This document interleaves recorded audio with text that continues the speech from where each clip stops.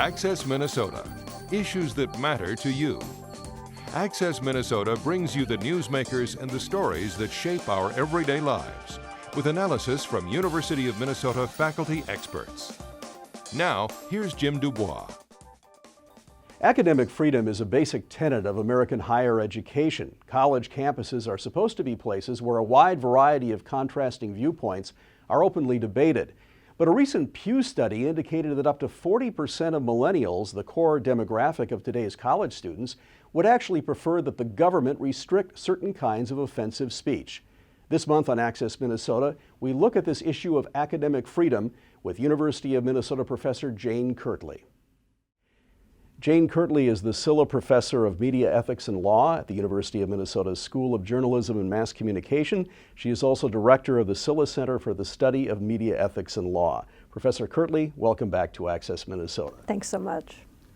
The recent protests on the campuses of the University of Missouri and Yale have brought up many First Amendment issues. Let's start, first of all, with the incident at Missouri. Student protests forced the university president to resign.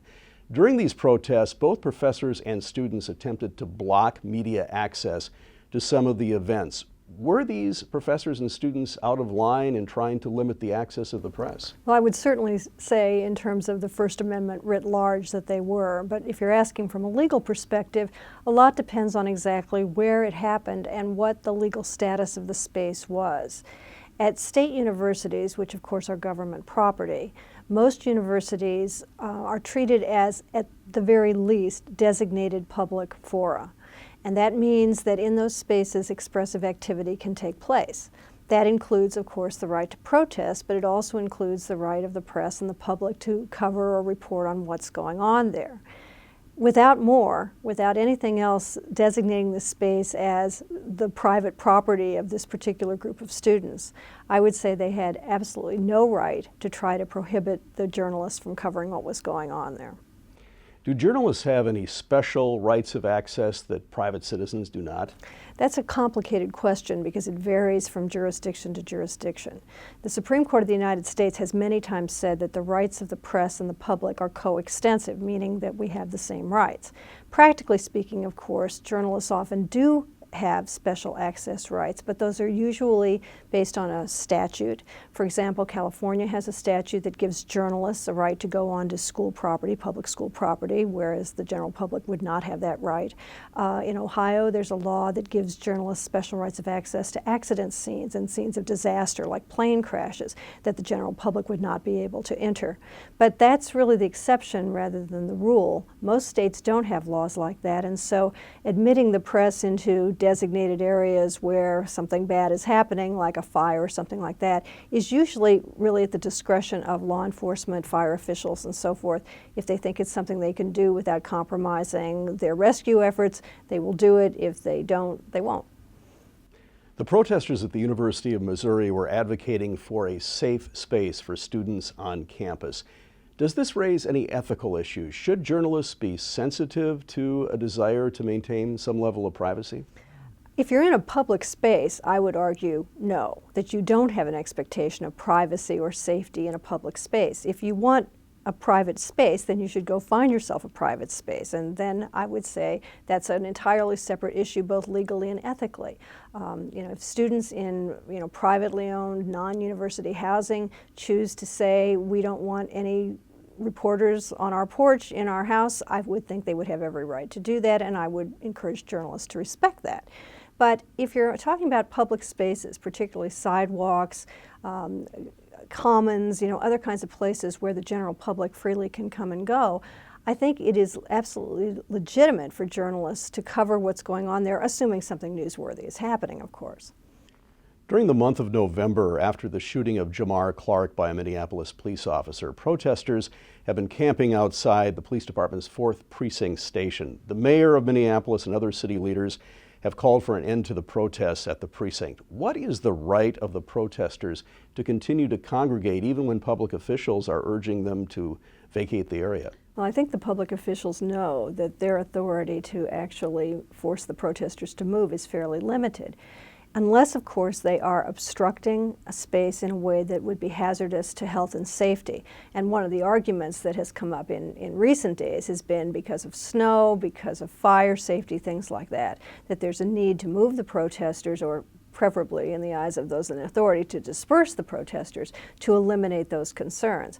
I'm not saying that there would never be a justification to say, you know, if you're in the middle of blocking a fire lane, for example, and a fire truck cannot get through, you would certainly have a doubtful right to continue to occupy that space. But again, if we're talking about the general streets and sidewalks, which traditionally have been places of assembly and protest, it really isn't something that the government can do a lot about, unless, of course, they're able to show that other illegal activities are taking place on the site. Again, protesting, assembling, that's not illegal. But if, for example, and I'm just making some hypothetical ideas here, if they were able to show that there was drug activity going on, if people were engaging in other life-threatening activities, that might be a grounds to shut it down. Let's talk for a moment about the rights of students who go to private colleges to protest and assemble. Are their rights in some ways more restricted than there would be had they attended a public institution? They can be, although it depends on the school. Private schools basically have the right to decide what kind of forms of student expression are going to take place on campuses or in their classrooms and so forth. Some schools actually have in the student handbook or in their charter or something like that provisions that provide at least as much, if not more, protection for free expression than the First Amendment. Having said that, I think that's really the minority. In most private institutions, students do give up a lot of their rights of free expression, and faculty members do too, because of the fact that it's not the government that is running the show there. Government institutions are subject to the First Amendment. A private school is not. There's been quite a bit of discussion in recent months about so-called trigger words, words that would trigger an emotional reaction from a student in a class. Some professors are actually avoiding trigger words altogether. However, at what point does that make it impossible to teach? If war for one person is a trigger word because of an experience they had serving in Iraq, it would be pretty difficult to take any course dealing with international conflict. Should we be concerned about this trend as well and how it might potentially impact academic freedom? Here at the University of Minnesota anyway, we have really some very good mechanisms where students can go to an office that provides all kinds of accommodations for a whole variety of disabilities. They notify faculty members on an individual basis about what is needed, what is necessary. I have yet to get any kind of notification from that dealing with something like trigger words, but it would seem to me that that would be an appropriate way to deal with it. But to basically expect faculty members to totally alter their curriculum on the chance that someone in the classroom is going to be offended by it really does undermine not just the concept of academic freedom, but I think the whole role of a university, which is to teach students to cope with ideas that they may find very offensive. Have you seen recently free speech issues arising on the University of Minnesota campus? Well, unfortunately, I was collaterally involved with one myself earlier in the year. There was a panel that was convened to discuss the attacks on the Charlie Hebdo magazine in Paris last January. And we had thought, those of us that were involved in it, that we were having a very timely program to discuss some of the issues of free speech versus religious concerns that arose in the context of the Charlie Hebdo attacks, and other kinds of issues having to do with, for example, the role of immigrant Muslims in France, depictions of the Prophet in history, and just freedom of expression in general, and the right to be offensive. And I thought that the panel went extremely well. We had a standing room only audience. A lot of self-identified Muslims were there. There was a spirited Q&A afterwards, but there was no sense at the time that there was any problem with this. But we found out subsequently that a group of individuals filed a petition with the Equal Opportunity Office to protest not the panel itself, but the fact that in the promotional material, the cover of the Charlie Hebdo magazine that appeared after the attacks, the one depicting the Prophet Muhammad weeping, had been used in the poster with a censored red ink word across it. An idea that it wasn't my idea, but when it was suggested that this is what we were going to do, I thought it was fine because it was an image that had been all over the world and was very timely and helped to deliver the message we were intending to deliver, which is this is a controversial thing, but something we all need to talk about. This led to a long investigation. Fortunately, the people that were organizing it were ultimately exonerated from having discriminated against students, but I know from other panels that have taken place since then that some of the Muslim students are still bitterly angry, bitterly resentful, and believe that they are not being respected and the Prophet is not being respected, and that not only should this never happen again, but that the people involved in it should be made to publicly apologize. In some respects, this is a great discussion to have, and I welcome the dissenting viewpoints. I had a long discussion with several of the audience members after the panel, and I think it was enlightening for both of us. But again, what disturbs me is the idea that any group, from whatever ethnic or religious group might be, that takes upon itself to decide what is appropriate to be discussed on a university campus seems to me to be a very troubling trend indeed. When Access Minnesota returns, a look at a recent incident at Yale University where college officials tried to restrict the types of costumes students could wear for Halloween. Access Minnesota will return after these messages. You're watching Access Minnesota. Here's Jim Dubois. Now more of our interview with University of Minnesota media law expert Jane Kirtley. Turning now to the protests at Yale, an email from the university's Intercultural Affairs Committee cautions students against wearing racially insensitive Halloween costumes. A Yale faculty member and administrator at a student residence hall responded by saying that she thought the school was overstepping its bounds by limiting the students' ability to freely express themselves through a Halloween costume. First of all, should the University of Administration have sent out an email of that nature? Well, I mean, we've had similar kinds of exercises here at the University of Minnesota where concerns have been raised by those in the Equal Opportunity Office and elsewhere about insensitive parties, culturally insensitive theme parties. I mean, like people wearing sombreros, supposedly appropriating other people's cultural standards, making fun of them, things like that. I'm always troubled when an edict comes down from people in authority at a state university, because that really does amount to a prior restraint that's coming from the government. And we know from the U.S. Supreme Court that prior restraints are presumed to be unconstitutional unless there's a really compelling need to curtail certain behavior.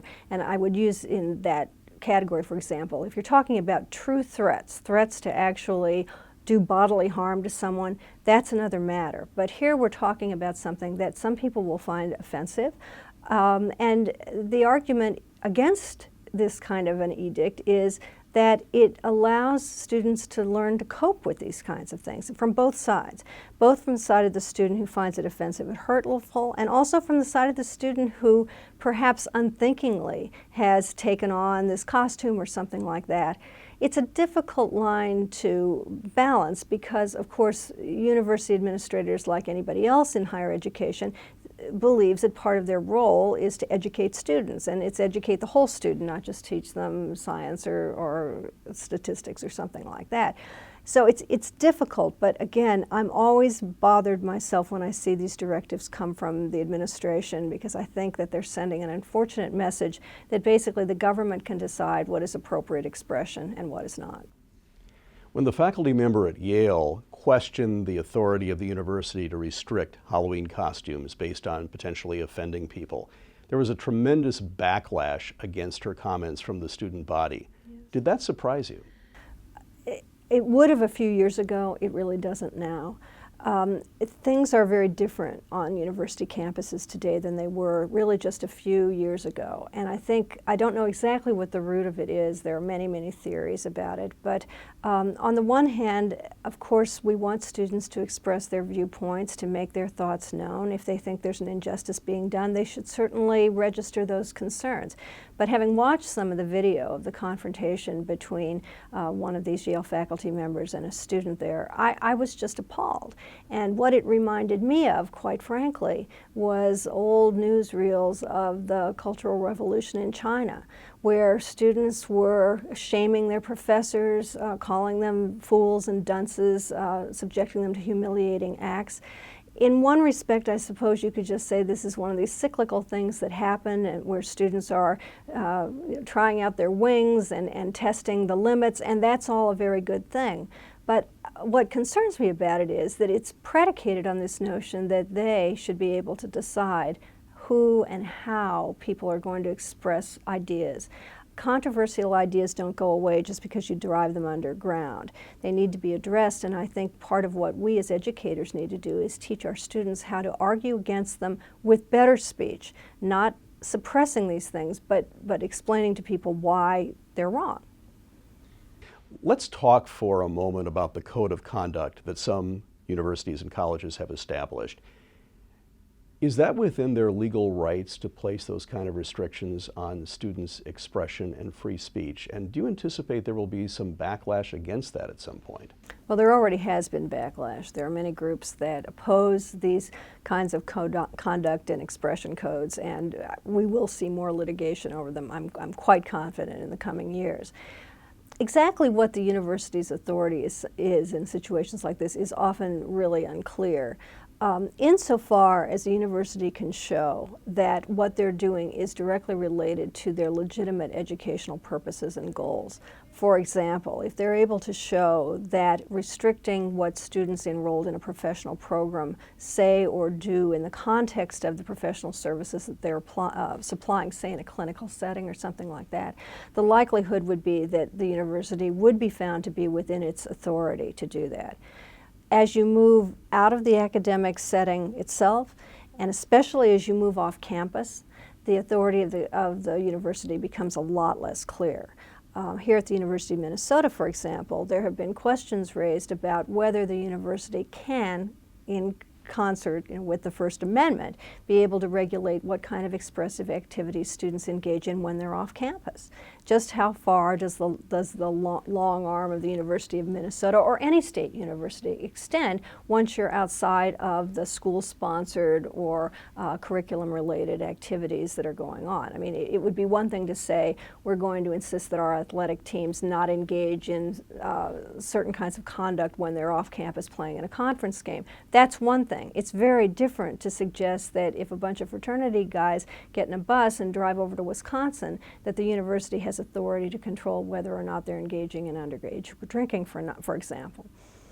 Even prior to the protests at Missouri and Yale, there has been a lot of talk about political correctness perhaps running amok on college and university campuses.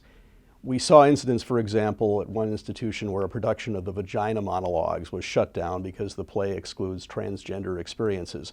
Also, a professor who was fired for making remarks on his Twitter feed that were critical of Israel.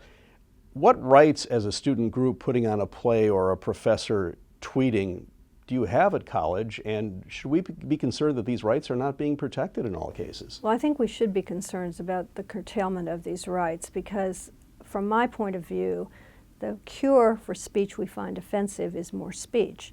And when I say more speech, I don't mean shouting down a speaker that you don't like. I mean holding your own forum to counter the speech that you didn't like. That's what ought to happen in a marketplace of ideas. That's what ought to happen in a university setting. Sadly, at some universities, there is a belief that if basically all speech is not acceptable to all people all the time, it shouldn't be permitted, and that's just crazy. I mean, and it's counter to the whole academic ideal. As far as the rights of professors to engage in free expression is concerned, again, that's going to vary from institution to institution. At some private schools, particularly those that are religious-based, they have very strict requirements about what faculty may and may not say. At most state universities, though, the concept of academic freedom is very strong and actually protects First Amendment expression for faculty members under most circumstances. Of course, again, if the speech became something like a true threat, it would not be protected no matter who did it. But I do worry about this. I think that we are coming very close to something that is a legal concept that I hadn't thought about very much in the last 20 or 30 years, what we call the heckler's veto, which is basically the idea that if you're going to go out and make a comment that's going to be controversial, you have to be prepared for the fact that people are going to shout you down, try to stop you from speaking, demand that you be disinvited, things like that. And so essentially, what's the result of that? That is that those ideas that those people find so offensive will be driven off campus, and driven where? I worry a lot about sort of an underground, festering pool developing, because I truly do think that the best cure for bad speech is more sunshine on that speech. We want to have it out there so that we know these ideas are there and we can think about practical ways to address them, not by shutting them down. When Access Minnesota returns, more of our conversation with University of Minnesota media law professor Jane Kirtley about the changing attitudes of millennials towards free speech. Access Minnesota will return after these messages. You're watching Access Minnesota. Here's Jim Dubois. Now more of our interview with University of Minnesota media law expert Jane Kirtley on why some millennials feel that certain kinds of speech should be restricted. Pew Research recently released a poll that stated 40% of the millennials surveyed think the government should prevent people from saying offensive things about minorities. Why do you think the millennial generation, and there was a very stark breakdown between the various generations about this particular question, why do you think the millennials have this particular perspective on free speech? Well, I'm not a psychologist, so I don't know exactly, but my sense is that this is again one of those cyclical things. We have new generations of people who are growing up in a more obviously multicultural environment, and in many respects that's a really good thing, because they see the old stereotypes and bigoted kind of language as really offensive. I mean, I think most of us would agree with that, but for them it's a much more visceral reaction. And as far as that goes, I mean, I think it's great. If what they're going to do is try to discourage the use of offensive epithets, I'm all for that. But again, this I think goes much further than that. They really seem to want to set up the government as the arbiter of what is the proper speech, what is the right thing to say, what is the wrong thing to say, as if they know what the government, whatever the government is, would so designate. I was just reading a story the other day about an action that's being brought by the president of Turkey against an individual who basically remarked that the president looks something like the Lord of the Rings character Gollum. And in Turkey, to insult the head of state is a criminal offense. Now, is that what people really want? That the government is going to decide all of a sudden that it's a crime to insult the president of the University of Minnesota or the president of the United States? And unfortunately, that's the slippery slope that we head down when we start allowing government to dictate what can be said and what cannot be said. Part of the price of living in a free society is listening to words that are going to offend us. And I think the point that has been made by many people that once the students get out of the university setting, they're going to have to deal with these issues. The world is not going to change overnight. Even if they succeed ultimately, it's not going to happen tomorrow or in the next 3 years. And better for them, I think, to develop the coping skills now while they're still in school than have it hit them in the face all of a sudden when they're out in their first job. Let's talk about what kind of speech is prohibited. We know that you can't yell fire in a crowded theater, but isn't it fair to say that most speech that some people, maybe even many people, would deem hateful or offensive is generally protected under the First Amendment? This is something about which there's a great misconception. People think that hate speech is not protected by the First Amendment, and that's just not true. It is. However offensive it may be to people, if it is purely an expression of opinion, it is not considered to be what would be prohibited, which is a true threat. A true threat is a fairly narrow category of speech, necessarily so. The U.S. Supreme Court has said in a number of cases, including one just last term, that it's very, very difficult to control outrageous speech without also impinging upon First Amendment protected rights of free expression. So, if you're going to post something that says, I'm going to go kill a specific person at a specific time, That's a true threat. That's not going to be protected by the First Amendment. On the other hand, if you do something like has happened at some of these schools like Harvard recently, where someone, person or persons unknown, hang up nooses on near faculty members' offices, faculty members that are people of color, is that a true threat, or is that simply a matter of highly offensive expression, but expression nonetheless? Obviously, it would depend upon the circumstances, but the U.S. Supreme Court would argue for a very narrow, very specific interpretation of that before it could be something about which action could be taken.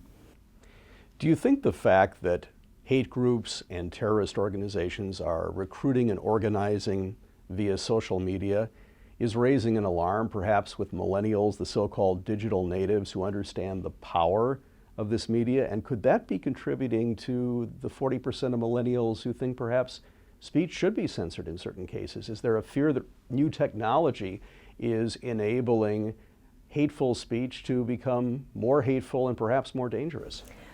I honestly think that those kinds of concerns are probably stronger in the hands of governmental authorities, the intelligence community, and so forth than it is among millennials. Millennials, unlike most of those people, have grown up with this social media. And I know that in talking to some of my students, they tend to just say, oh, well, that's just, whatever. That's just Twitter. That's just Facebook. That doesn't really replicate the real world. So I'm not sure that they are feeling particularly threatened in a physical sense, or as if, well, we're going to be under attack or something like that from ISIS or whatever the group might be. But again, I do think that a lot of this has to do with perhaps the desire to sort of control their world. The people that have grown up since 9/11 have probably experienced less sense of personal security than I'd say almost any other generation, at least in modern times. And so it's understandable, and I've seen this happen in other countries, when if you can't kind of control your physical space in a way that you think is completely acceptable to you, you'll try to control those things that you think you can handle, and that might include the kind of speech to which you would be exposed. So I think that is a big part of it. Jane Kirtley is the Silla Professor of Media Ethics and Law at the School of Journalism and Mass Communication at the University of Minnesota, and also the Director of the Silla Center for the Study of Media Ethics and Law. Professor Kirtley, thanks for joining us on Access Minnesota. Thanks so much. That's all for this month's edition of Access Minnesota. We'll see you again next month. Thanks for watching. Access Minnesota. Issues that matter to you. Join us again next week as we bring you the newsmakers and stories that shape our everyday lives. Access Minnesota is produced by the Minnesota Broadcasters Association in cooperation with the University of Minnesota's College of Liberal Arts.